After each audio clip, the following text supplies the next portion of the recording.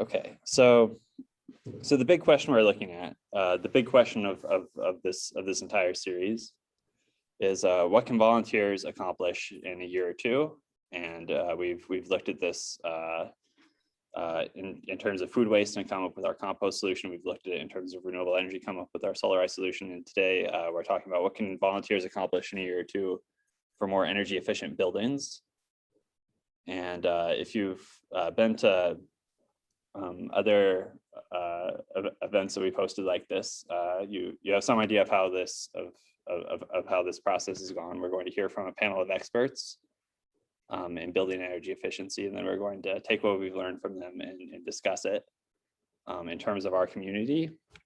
So there's some handouts on the tables for you to look at that have some more information about each of these areas.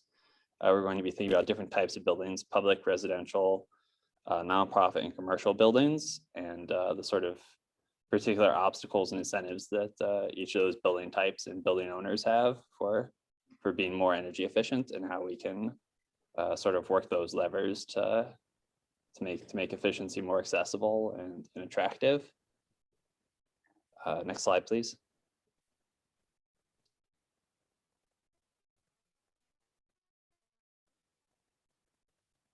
So this is an example of a project that has of the sort that we're going to be talking about. In Fairbanks, they did a program called Solarize Plus. The Solarize is the Solarize project that you're familiar with. The Plus is energy efficiency, and they got about 15 people interested, and if you participate in Solarize the Kenai, you know how the cooperative buying model works, where interested people get a room and they write a request for proposals to provide the service. And so they did basically what we did with solar panels with energy efficiency audits, and got some good discounts. And we're going to hear from one of the co-organizers of that effort is on our panel. Next slide, please. So the three panelists we have with us tonight are Scott Waterman, who is with the Kenai Peninsula Borough Resilience and Security Advisory Commission, which has been working on some energy efficiency solutions for borough buildings. He was also with the Alaska Housing Finance Corporation. And we have Jamie Hansen, who was the co-organizer of the program in Fairbanks that I just mentioned, Solarize Plus. And Jerry Herring, energy auditor, who can give us a sort of first-person account of how the energy efficiency process works in homes and commercial buildings. So welcome to all of you. And can you stop sharing now, Caitlin? And we'll start the panel.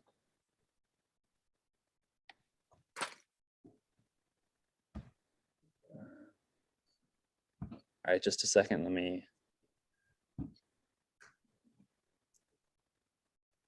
All right, well, welcome Scott, Jerry, and Jamie.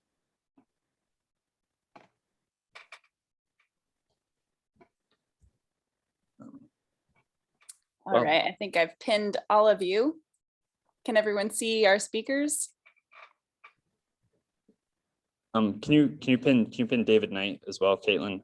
Because I'm on his computer. We ended up swapping computers. You are totally pinned. Okay.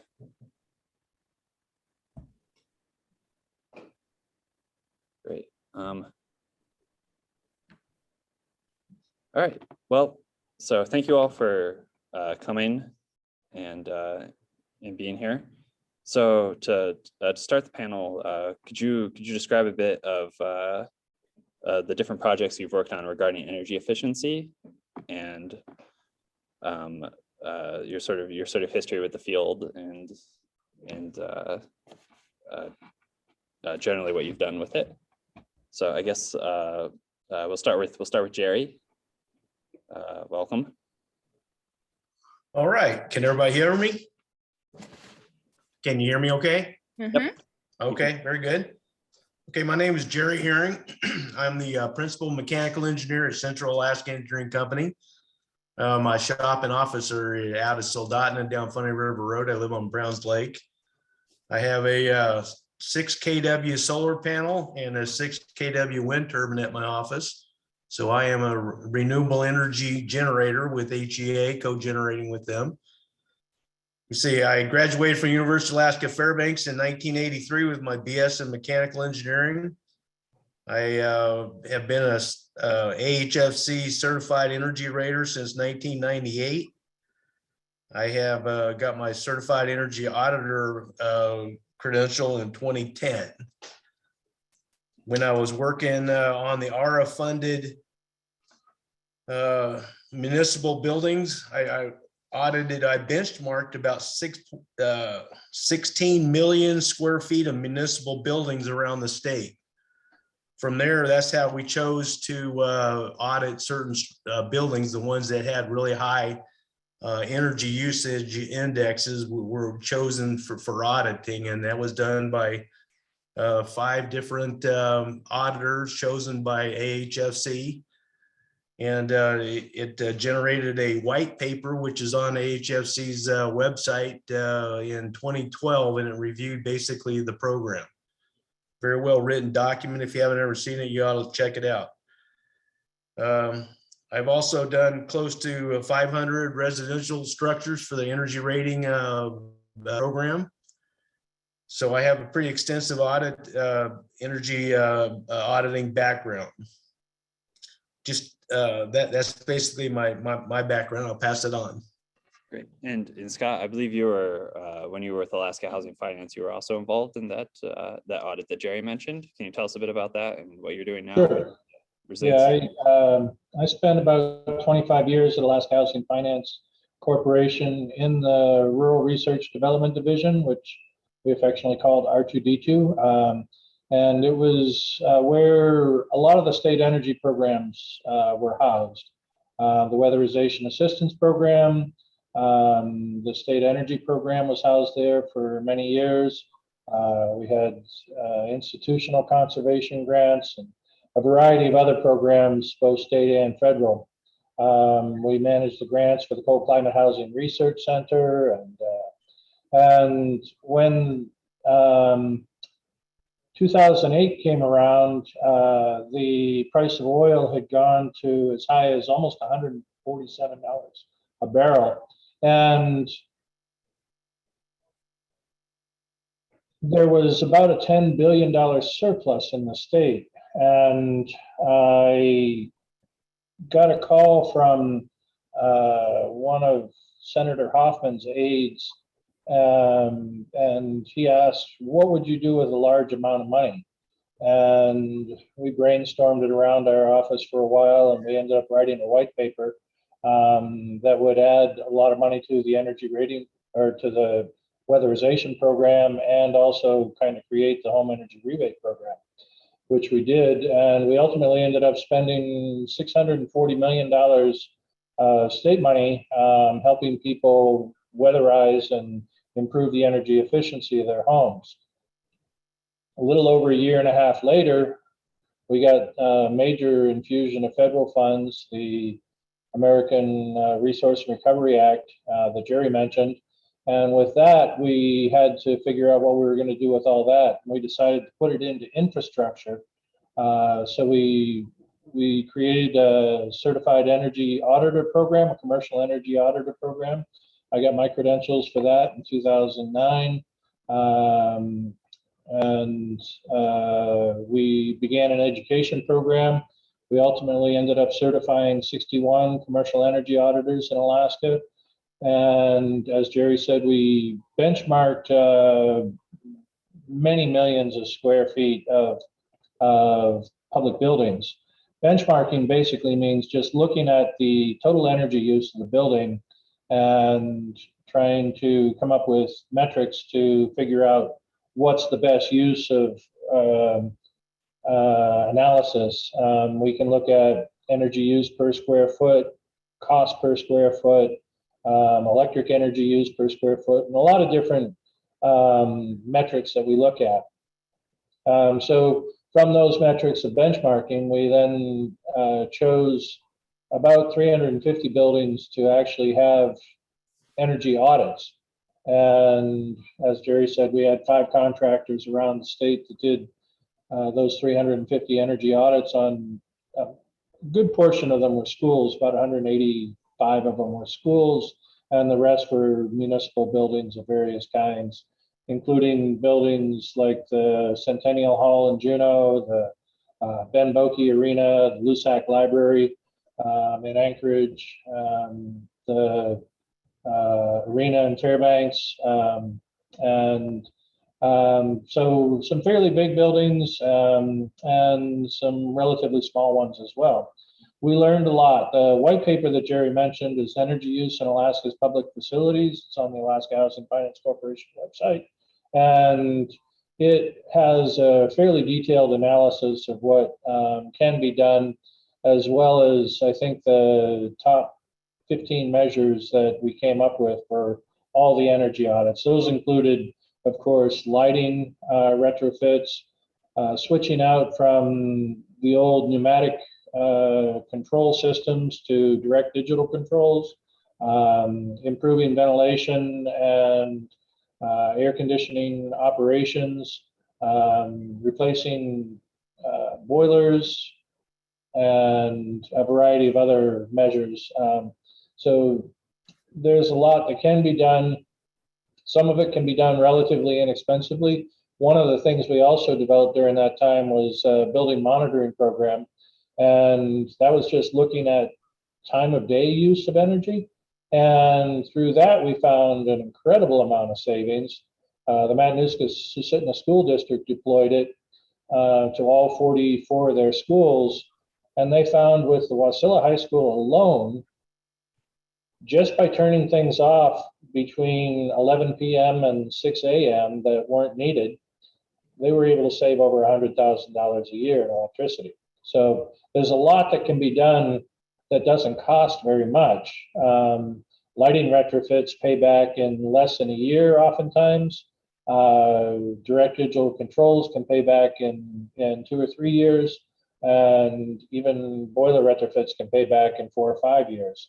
So depending on what the circumstances are. So there's a lot of things that can be done on commercial buildings, municipal buildings, and there's a lot of things that can be done in your own home. And we can talk a little bit more about that later, but I'll let Jamie introduce herself now and take it from there.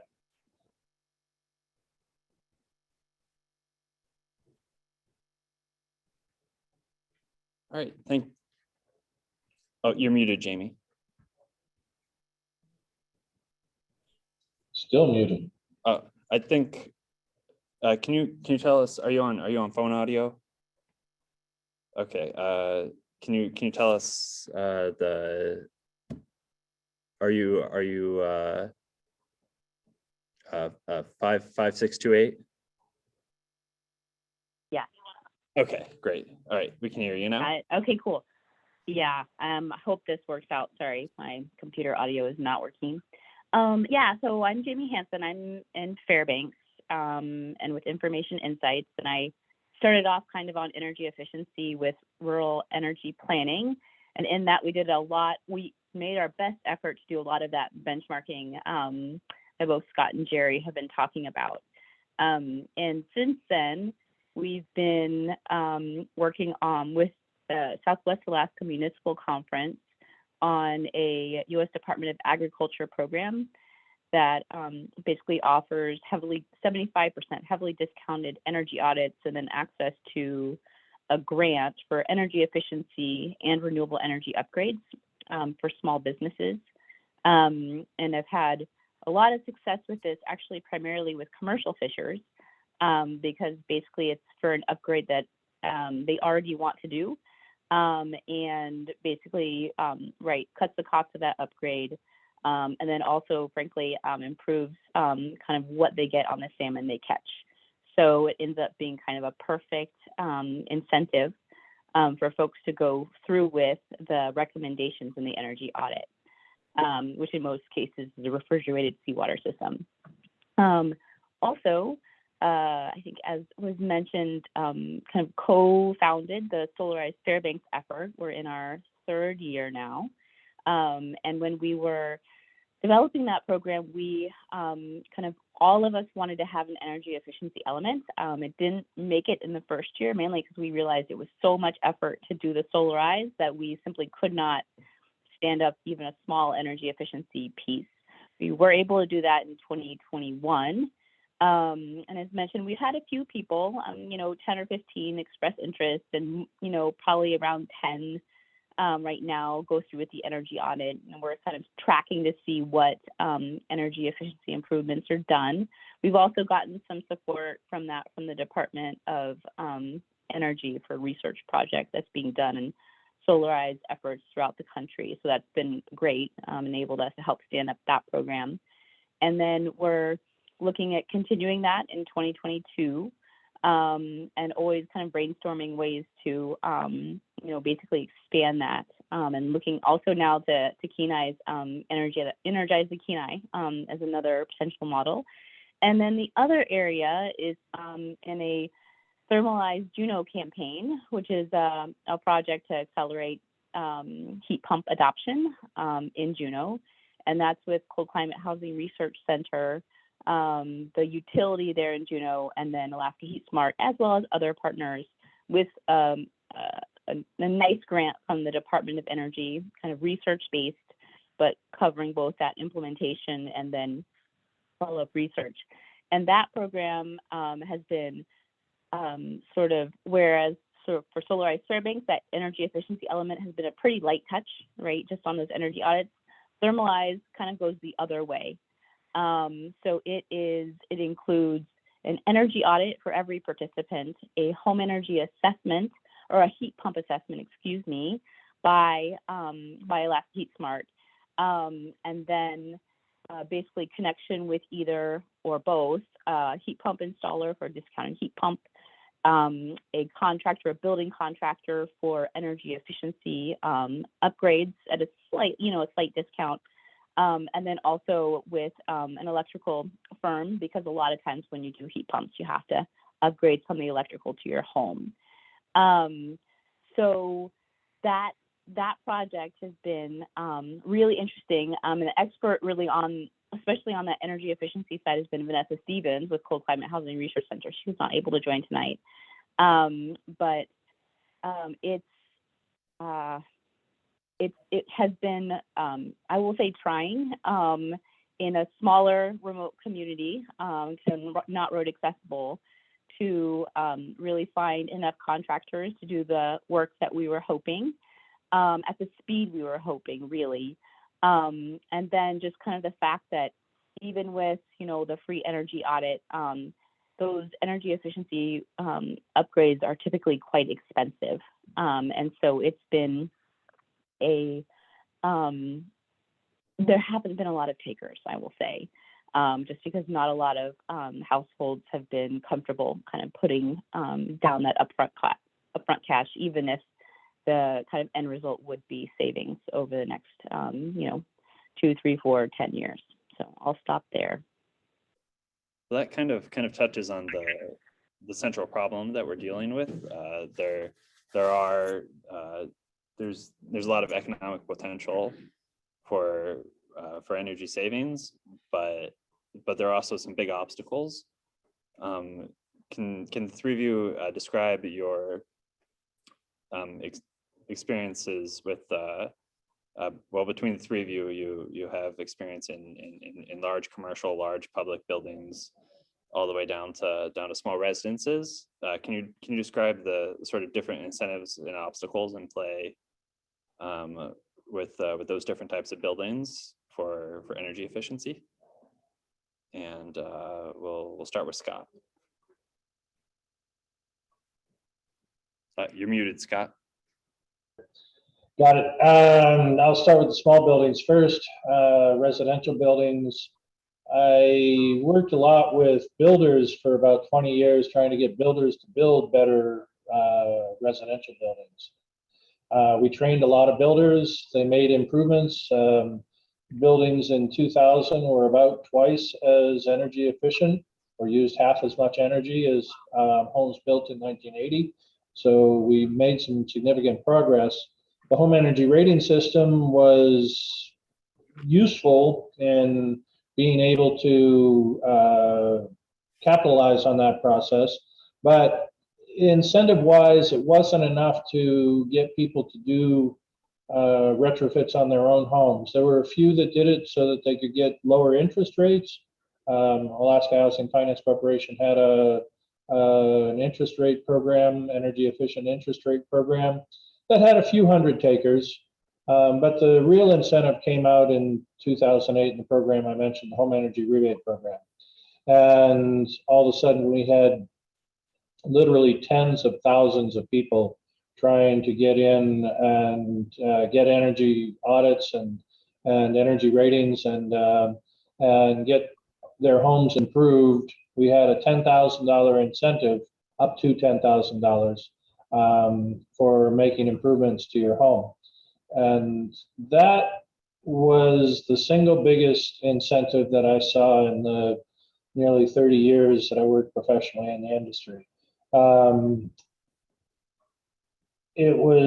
It's challenging to get people to take time away from their busy lives to get them to, really focus on doing things that they really don't see. I mean, if they do a new kitchen, they get to see that kitchen every day. But if they remodel their kitchen or their bathroom, but if they add insulation to their attic, they may look at it once or twice, but they're not going to see it again. It has a substantial effect on their energy use, but it's not something that they can see. It's not something that they can show their mother when she comes over to visit. It's just a difficult thing to get people to buy into. With municipal buildings, in some ways, it's sort of the same thing, except that the dollar savings are so much bigger that it's hard to ignore once the building's been benchmarked and audited. And if the building has been benchmarked, it was very interesting when we started doing comparisons of school districts around the state after we had benchmarked all these different buildings. We found that schools in Anchorage used twice as much energy as schools in Fairbanks did, even though it was much colder in Fairbanks. And the school district in Anchorage tried hard to have us not publish that information. We published it anyway, and they started an energy efficiency program. So there was a little bit of peer pressure, I guess, that involved them on that. And they have made some significant improvements since then. They actually went through and categorized all their schools to schools that needed boilers, schools that needed lighting retrofits, schools that needed control upgrades, and so forth. And they made, so as those schools were slated for any kind of retrofits or renovations, then they made those energy efficiency improvements at those times. And they made a substantial improvement on their energy use now. It is challenging to get people to do it. And I think there's some potentially good ideas that are going to come out of this group, but I'll let Jerry go on next. Well, Jerry, are you there? I'm back. I was listening to Scott there. Yeah, what Scott said is very true. I mean, it's very difficult to have homeowners realize their investment, especially like we say, adding insulation and stuff like that. But I want to impress upon everybody the importance of benchmarking your facilities. Because as you benchmark them, that's the only way you're going to determine whether you had a good investment or not and what the payout was. And as fuel costs change, that's why we benchmark on both the energy usage index, which is a combination of adding the electrical and fuel usage and converting it to a BTU per square foot. And the other big thing is the energy cost index, which is it's based on it's based on the commodity price. And the importance of that is that after you make an investment and add new lighting, change your boilers out, control systems, etc., thermal boundary upgrades and things of that nature, with the ACWARM program, we can project what kind of payout you would get on the investment. And you'll never know what kind of payout you actually obtained without benchmarking. And that's true on the residential scale all the way up to big public facilities. Just to throw out some interesting numbers here, that Kenai Central High School was built in 1964, 189,000 square feet. They have an EUI of 140 BTUs per square foot and an ECI of 2.27 cents per square foot. So that's kind of a data mark. SoHi, which was built in 1980, is 154,000, has 110 BTUs per square foot and a cost of $1.95. Now, the interesting thing here is Palmer, which was built in 1976, is 196,000 with an EUI 103 and a cost of $1.48 per square foot. Again, comparing it to Kenai, which is 140 versus 103. That's a significant difference. Now, why is that? Well, I'm going to suggest to you that the Matanuska School District has an energy manager, and they keep track of their usage and they pay attention to it. Where Kenai High School and Soldotna High School are old systems, pneumatic systems. So I've been trying to encourage the district over the last 10 years to spend the money to put in new control systems. And it's a big investment for them. It's not something that they'll want to do easily.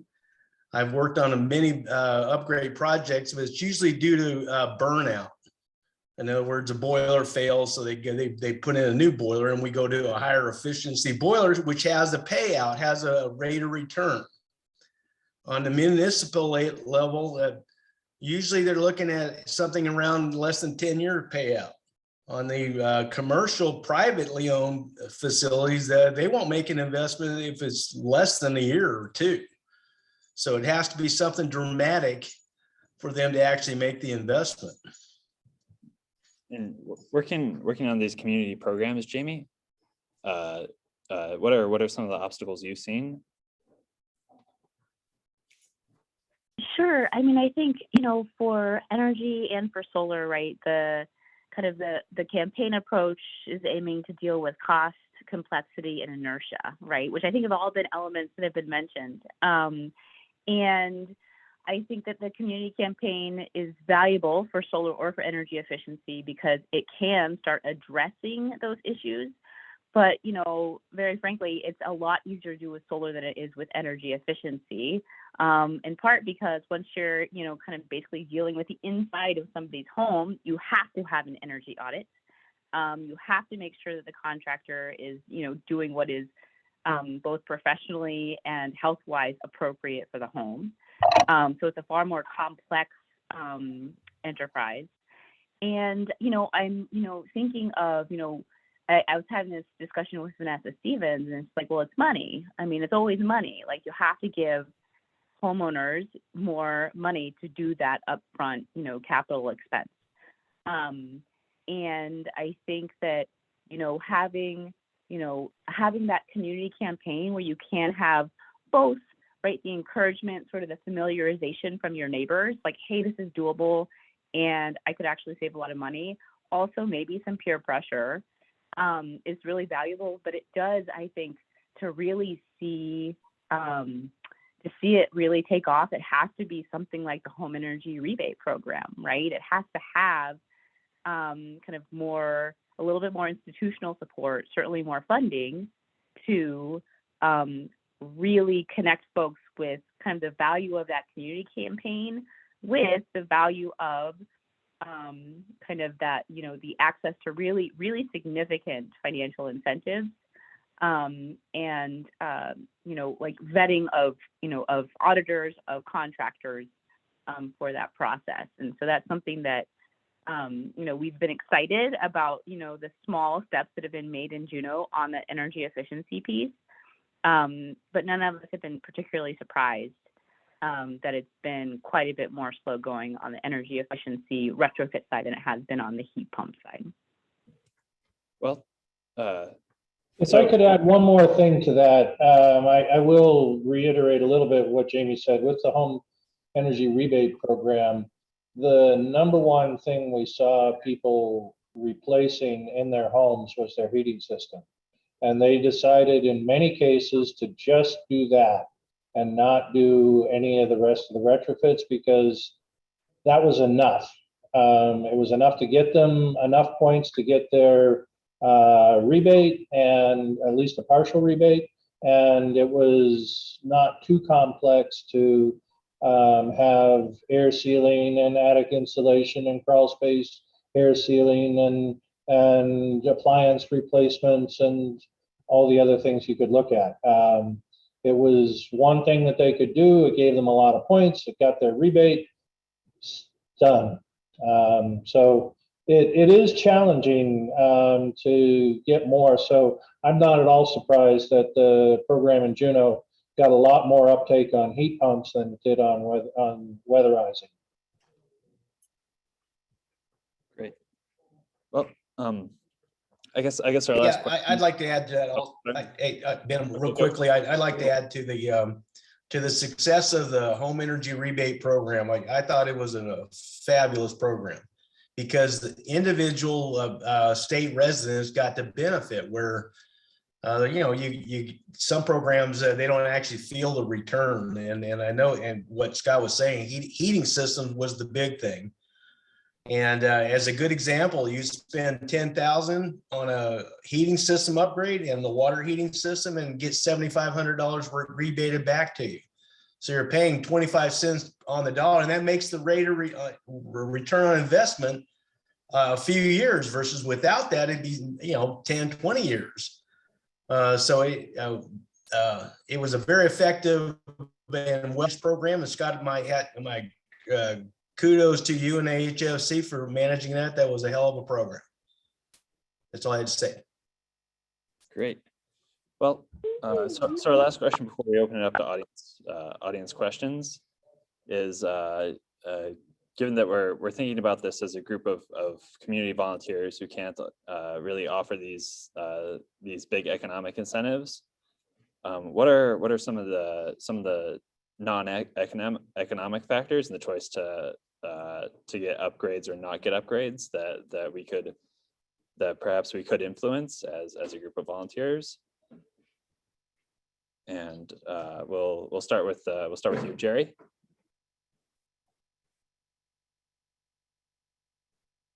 Okay, I'm not quite following your question. Can you explain that a little bit better to me? Well, we've seen that there are sort of non-economic factors in people's decisions to get upgrades or not. We've mentioned whether the thing is visible, whether it's something they can show off when people come to their house, and the sort of invisibility of these upgrades is one thing. Well, okay, yeah, I understand. Okay, yeah, inevitably, most building owners, whether it's a commercial or a residential, won't necessarily want to spend the money until their machine dies, until their boiler actually gives out. But there's a lot of low-hanging fruit that can be analyzed through the energy auditing system that identifies the low-hanging fruit. Every organization should go for those things if it has a 2 to 3 year payout, because obviously the building's going to be living a lot more than 2 or 3 years, so it's going to have a positive rate of return. Business owners, especially on a private level, are real hesitant to put any more money into an old building. So that's one of the problems that I see with that. But again, it comes down to how much you want to save, how much you want to spend, and it all comes out to a rate of return. There are a few other things that do play into it. There's health and safety measures. There's comfort measures. There's durability measures for the building, and as well as the affordability. So with health and safety, we often saw buildings that had potential carbon monoxide releases going on because of heating systems that were not vented properly, air pressure imbalances in the home caused by a variety of different things, anything from improper duct sizing to blockage of ducts. And we could see water heaters and heating systems backdrafting and dumping and spilling carbon monoxide into the home. So for a health and safety perspective, that's a real big one. Too much moisture in the home can lead to mold. That can cause a lot of problems for allergies and respiratory problems. Comfort, a lot of reduction of noise is a comfort issue. If you air seal your home well, you can reduce the noise from the outside and reduce the dust, which reduces your cleaning bill. And your effort that goes into cleaning. You can make your spaces in the home a lot more comfortable. There's people that have homes that they can only use parts of their home in the summertime because it's too cold in the winter. So there was one woman I always remember, she had one of those sunken living rooms that were real popular back in the 60s. And she said for 40 years she lived in that house and they never used that living room in the winter time.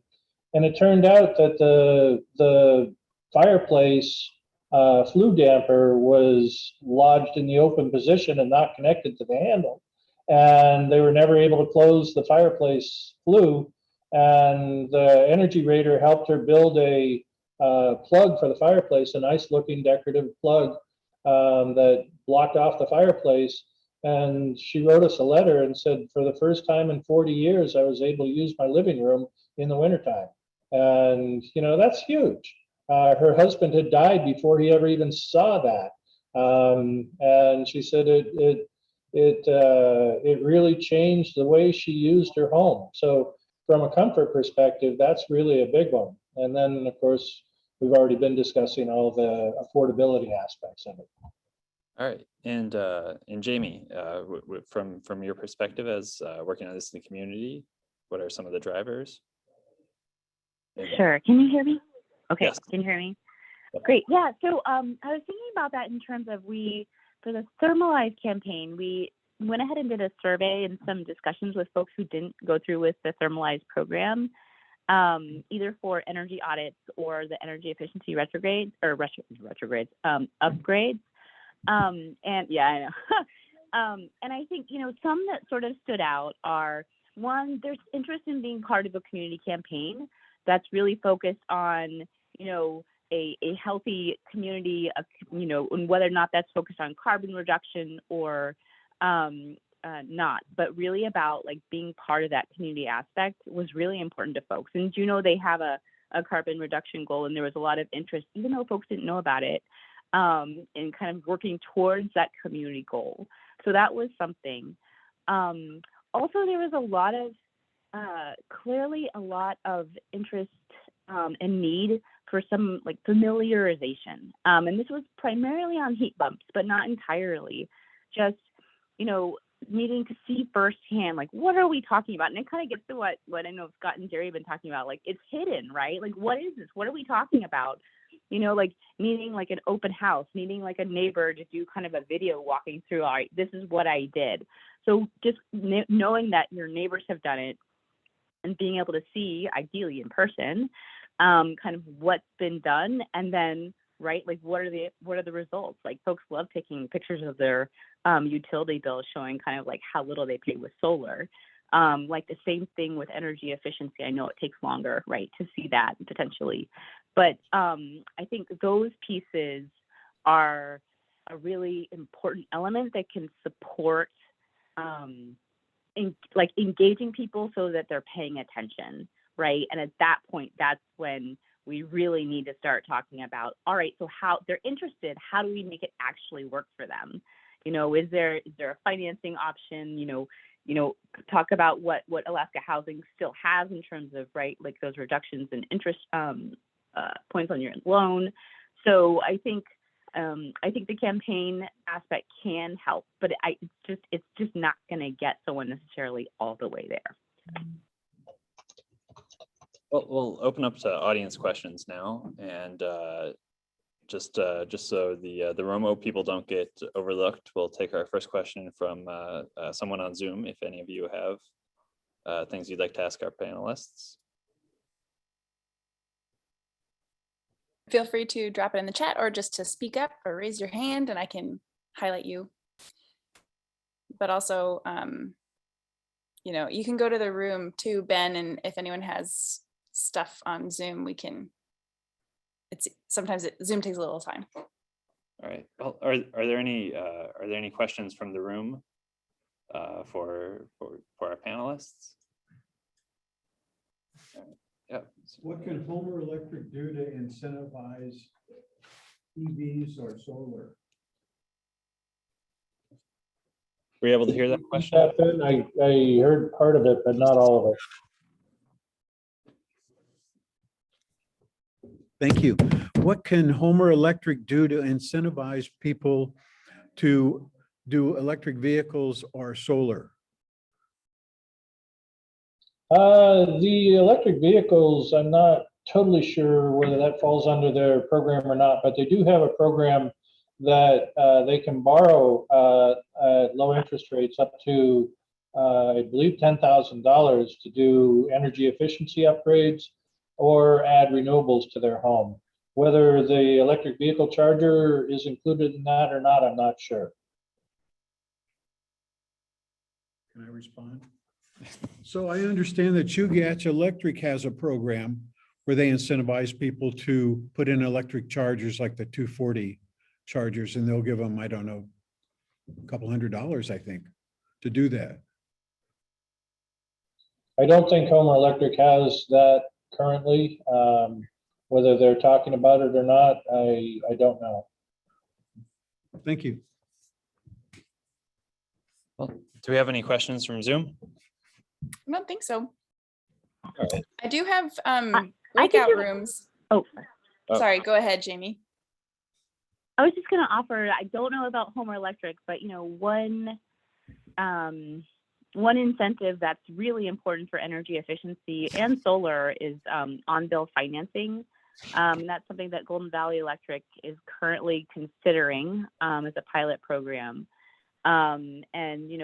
So that's right, basically where instead of going to a bank, you go to your utility who offers you a low interest loan for a specific upgrade. And for Golden Valley, that would be energy efficiency. And it can be either kind of tied to the meter or tied to the person. And if it's tied to the meter, that's a tariff, which would mean that, one can make those upgrades. And then if they move or if they're a renter, then the next person is continuing to pay off, that, initial expense, but also seeing the benefits. So kind of that structure of a loan is thought to be one of the, best tools that, currently exist, not in Alaska, to incentivize folks with kind of that low interest loan for energy efficiency or solar upgrades, regardless of whether or not they own the building. Well, if we don't have other questions, one question that's occurred to me is how much potential is there for do-it-yourself energy upgrades? Are there kind of easy things that people can kind of what's the low-hanging fruit that people can do without necessarily needing loans? Or So I think the low-hanging fruit is lighting upgrades. If you have compact fluorescent or incandescent light bulbs, there's no reason at all not to go out and spend $100 and replace all your lights today with LED lights. It'll probably reflect with, I would say, in many cases, a 6-month to 1 year payback. And the quality of light is really good. Now, there are a few things that you want to look into before you do that. If you like the warm yellow glow of an incandescent light, you definitely want to get something on the warm end of the spectrum, so it's not a harsh white glaring light. But that may be what you want for an office or a warehouse. Look into the color temperature. The color temperature is the color of the light. Then you also want to look at, there's a lot of different options now for colored lights that you can change the colors of and get anything from blue to purple to green to red to whatever. And that can really change the ambiance of your room. I have a blast with playing with colors in my living room. The programmable thermostats are easy ones. The thing that you want to be a little bit careful of is as soon as you start doing things like adding insulation or air sealing, you can change the balance of pressure in a house, and you could potentially cause some upsets and potentially cause some backdrafting and carbon monoxide spillage. So you really want to be careful with that and do that where you can actually measure the pressures in the house and make sure that the house is not going to become imbalanced and cause any kind of spillage. If you are replacing your heating system, using what's called a sealed combustion system will generally avoid those kinds of problems. And that's where the combustion air is being drawn from the outside of the building and not from the inside of the space, and it's vented in a sealed system to the outside of the building. So, but you do want to be careful if you do not have sealed combustion or all electric to be doing air sealing or insulation without having a way to measure the pressures in the building. Scott, very well said. I agree with everything. You've definitely been emphasizing the health and safety issues and quality of life, and that's all really important in ventilation upgrading and lighting upgrading and stuff like that. So it's not all about rate of return on the investment. A lot of that, a lot of investments has to do with quality of life. Good, well said. And I will just agree with everything and say that Cold Climate Housing Research Center in Fairbanks, they take calls from folks around the state who are looking to do DIY stuff, and they're very, very aware and concerned about exactly what Scott was mentioning about what happens if one goes to, alter insulation and whatnot and causes some pretty serious problems in their home. And I'm just going to put their kind of like general line in the chat, and that's what they're there for, is to talk to people and answer those questions.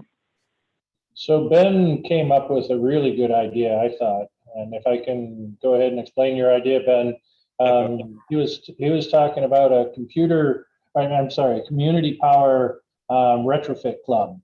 And if there was actually interested homeowners that were wanting to do retrofits on their homes, we could bring somebody like Jerry in with his equipment to do the pressure balancing measurements that we could do energy audits on the home, and work with that group to be able to come up with what they wanted to do in a safe manner. They could then do the work on their own and have Jerry come back and do a post measurement just to make sure that they didn't upset the balance. Great. Well, on that note of ideas, hopefully you've been having some ideas of your own that we'll now talk about. Could we go back to the slideshow, Caitlin? So returning to our big question, and in keeping in mind the different types of building owners, their different incentives, and what we've learned about things, let's have two brief discussions or brainstorming questions and generate some project ideas. We'll do this on Zoom and in person. And panelists, Scott or Jamie, if either of you are able to stay on, it would be great to have you participating with your expertise. I think Jamie stepped away as well. Okay. Well,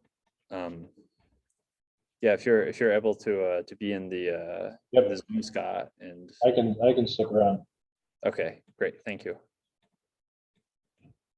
Yeah, and David dropped in the Zoom chat, and I think there's some printouts of resources. Maybe Ben, if you could just hit the highlights on that before we go into our Zoom rooms, so we're all on the same page about what's actually out there today. Yeah, certainly. So at the top of the chat, you can see this resource document, and if you're in person, we have handouts on the table that kind of goes through some of the existing programs and incentives that there are for commercial buildings, public buildings, residential buildings. So hopefully that's a valuable explanation of what other groups have done, potential things that we could do, and what are some of the existing programs available that we could sort of tie into. So could you drop that link in the chat one more time, Caitlin? Yep, I just did. I was just gonna say, there was that great homeowner rebate program, which isn't available. There is like the 10% loan offered through HEA for homeowners. But other than that, there's not any like literal money back offered right now. It's a loan program. And then for businesses, there is a pretty good but onerous in terms of process grant available right now on top of a tax rebate. So anyways, there's just, I just wanted to give folks a sense of like what's available right now before we dive into some brainstorms. Caitlin, for the low-income homeowners, the weatherization program is available. Yeah. It is an income qualified program. And let me see, let me look for those just a minute. I just got the income qualifications. So let me see if I can find those and I'll come back with those. Great. Well, we'll have about 10 minutes of brainstorming discussion on Zoom and off Zoom, and then we'll come back together in about 10 minutes and recap and conclude. So I'm going to mute you, Zoomers, on our computer here, and then we'll return in 10 minutes. Sound good? Yeah, and I've opened up some Zoom rooms, and so y'all should be shot into some small group discussions right now. Great, thank you. Mm-hmm. Well, so we've had a good discussion here about potential projects. We've kind of ranged into heat pumps, and so I guess first, what has the conversation on Zoom been like? Oh, we totally were in like 3 different groups. Okay. Well, so we need a report back from each group. I'll report Sarah from my Ann. group. Oh, Angie, go. No, go. Okay. Well, we thought I was with shoot, I forgot her name already. Katie. I was with Katie, and Katie. we thought maybe we should start small, and we should do, because it sounds like we can go way full scale, and that might be a little bit oh gosh, you can see my whole Oh, sorry, do you want me to unspotlight you? It's okay, so we thought maybe we should go small and just do a building, and then we thought, hey, let's do something some iconic buildings, and so we thought about which ones it would be, and then we thought, well, why not Froso's? Why not Paradiso's? And then it could be just like a little competition. And so then it wouldn't be, you know, and we thought about what kind of businesses those two places are, if they would allow us in. And then what else? Yeah, they're very iconic. They've been around a long, long, long time. So a lot of people would know those. And so we thought if we started small and did a really good job, that would maybe inspire more people to want to do it the next year or the year after, something like that. And that's about, you know, a lot of the other stuff was a little bit over our head. So, but if we did, yeah, those two buildings and had that be a goal, then might work. Well, here's a kind of follow-up question for Scott. Are there any particular obstacles or incentives for restaurants, like Frozo's or Paradiso's? Any particular leverage points there? There aren't any particular incentives strictly for restaurants other than the business grants that Caitlin's already mentioned, and the audits that Jamie's offering, which are both actually relatively large in the overall scheme of things. But there Did Jamie offer are, free audits? what's that? Sorry, did Jamie offer, how much were his audits? She can cover up to 75% of the cost of the audit for a business. Oh, sorry. Whoa, I was thinking about Jerry offering free audits here. I was No, like, no, what? Jamie. Oh, Yeah, I missed that part. Sorry, proceed. Yeah. So, but those two things, you know, the grant from USDA and the energy audit through Information Insights are Mhm. big. And that, you know, if you can arrange a competition, you might want to talk to Colleen Fisk at REAP, because she's done that between schools in the past. And she probably could have a lot of pointers for, you know, getting some business competitions going. So I think that, you know, that's a good idea and it could work. And there's a lot of efficiency improvements most restaurants can make. Yeah. Cool. Do you want to jump in or pick someone else besides you and skewer them on giving the update for your I was group? in a room with Joel and Steven, if either of them want to jump in. See, I could just spotlight one of them without their consent. They're probably both hiding now. I know that Steven's in the kitchen right now. Sorry. Where did he go? What happened here?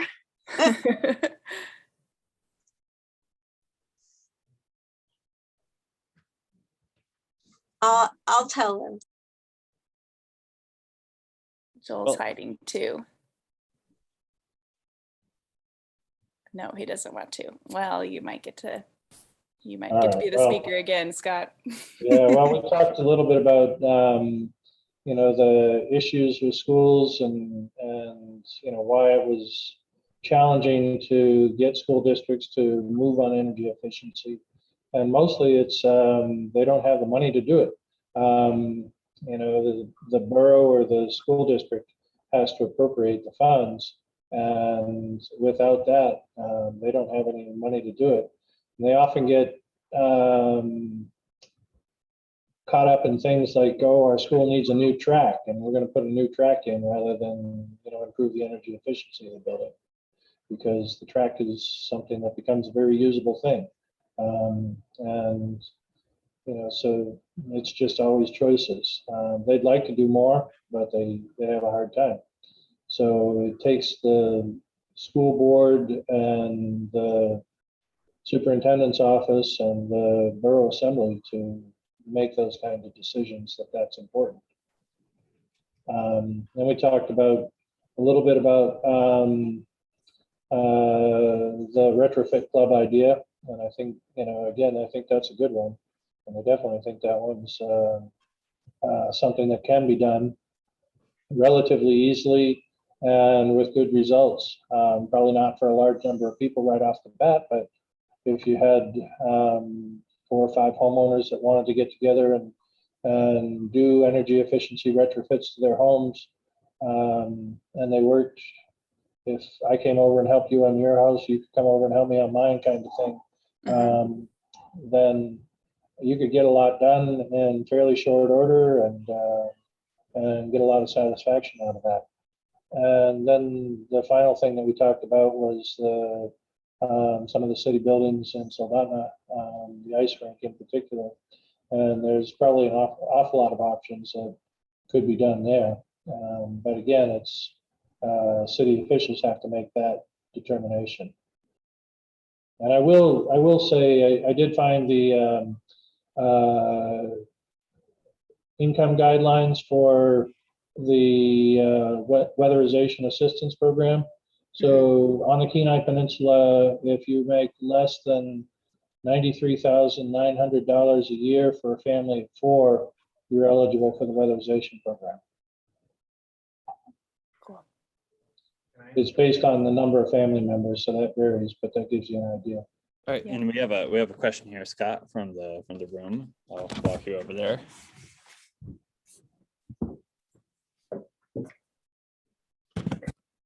Scott, for the weatherization program, I wonder if a home or a person can get that more than once in their lifetime? Because I helped a group of senior citizens get that 20 years ago or something, and they could probably use an upgrade.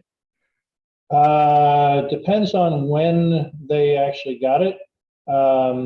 They have kind of a moving date that if they were weatherized before such and such a date, and I don't know what the date is currently, but usually it's once per person per home. But if somebody else moves into that home, they can get it, and or if it hasn't been, if the time has passed, and a person, if they move, say they're renting and they get weatherized in one home and they move to another home that they're renting again, they can get that one done as well. Thank you.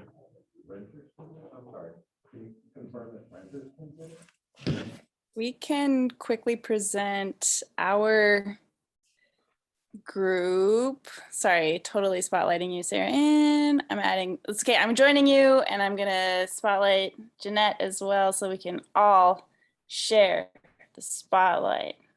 Oops, she might need to, Jeanette, she might not have a very good video. Sorry. All right, here we are. This is our group. What did we talk? What was our best idea? Sarah, go quick. This is like the thing about studying, but I can't study my way out of it this time. All right. So we talked about a lot of solarizing older and newer buildings, as well as using thermal energy to energize buildings. And that was, I think, some of our main topics.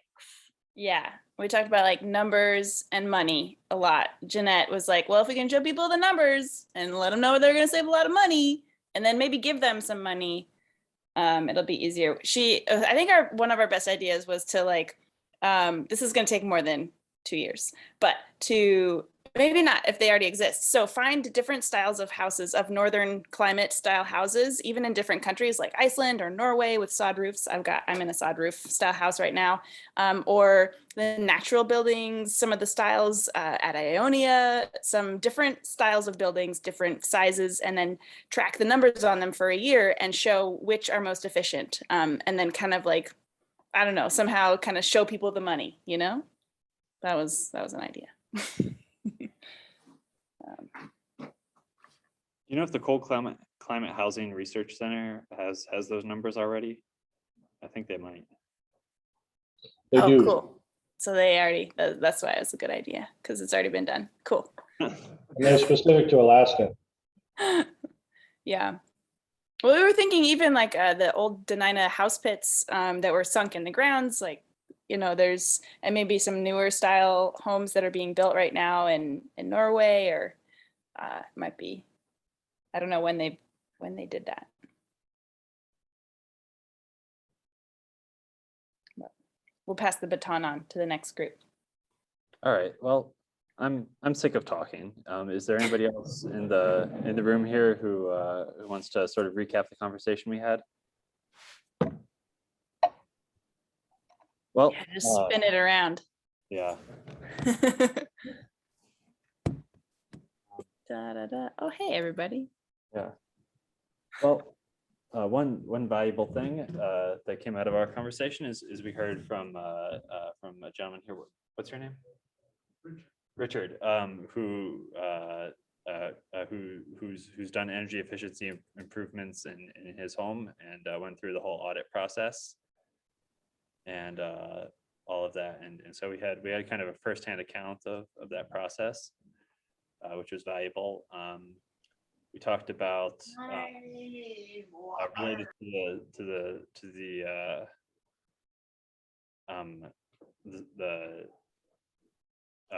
residential audits.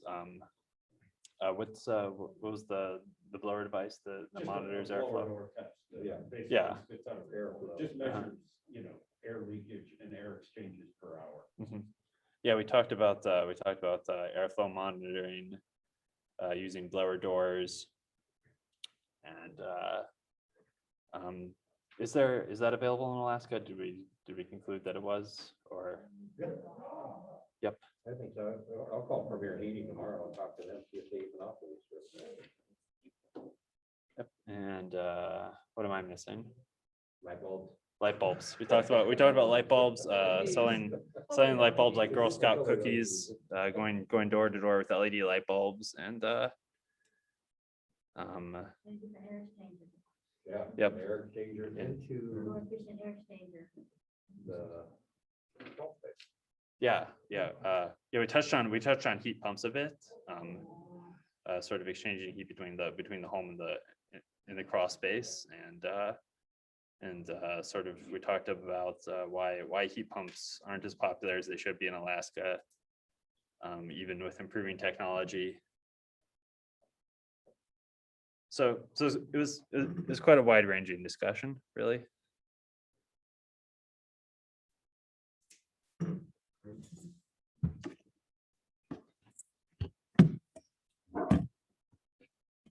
Well, so with that, can we go back to the slideshow, Caitlin?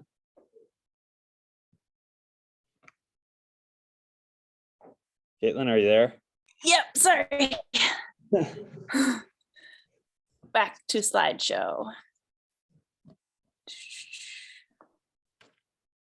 Da, da, da. Let's see here.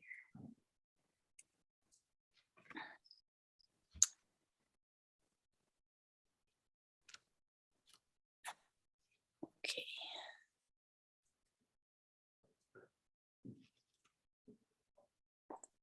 No one can judge the amount of tabs that I have open.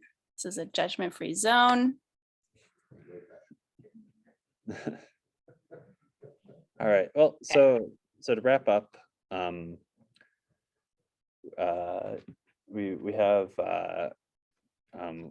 have a number of resources you can look at for the projects we've been discussing. Those of you who are in the room have that sheet. There's also a link to it. The online version of that sheet that the folks in Zoom has links to the various sort of project proposals and sources I talk about there. So I'll be sure to send out a link to that in the follow-up email if you want to dig any further on that. And our next discussion is about retreeing our neighborhoods, reforestation in our community for carbon sequestration. So that's March 31st. Hope you can be there. And in the meantime, you can get in touch with myself, Ben, or David, or Caitlin, with our contact info there. Or Tim, Or because if you email Solarize the Kenai, he will Yep. email you back. yeah, Solarize the Kenai @gmail.com is Tim. So thank you all for coming. And we'll hope to see you next time. And remember in May, that's where we put all this into action. Taco party, Cinco de Mayo. There will be taco and solution choosing.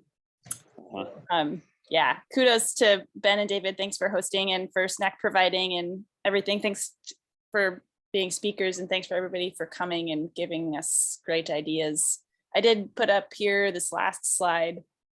There's 2 awesome websites that have a lot of really good ideas for solutions, including the one that we just kind of dove into today, and the others that we'll look into next month and the month after. I think the one that I'm finding most fun is regeneration.org. There's just tons of individual, group, business level solutions. Be sure to bring your friends to the next event and talk to people about what the solution could look like. Because I think that's the best part of this, is coming together, finding something that's like you're excited about, and then implementing it as a community.